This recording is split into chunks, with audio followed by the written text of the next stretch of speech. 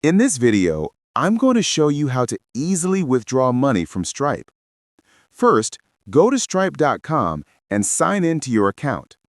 Once you're logged in, you'll see the Balance section on your home screen, which displays your available funds.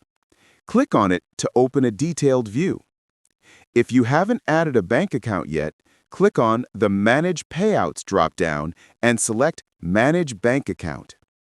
Next, click on Add Bank Account and enter your bank details, including your country, currency, routing number, and account number. Make sure all the information is accurate to avoid any transfer issues.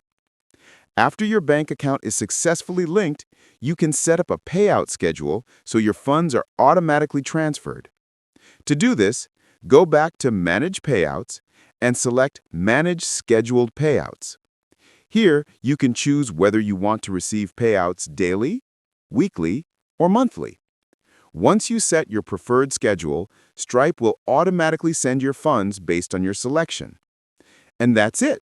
That's how you can withdraw your money from Stripe, quickly and easily. If you found this video helpful, make sure to like and subscribe. Thanks for watching, and I'll see you in the next one. Allah Hafiz.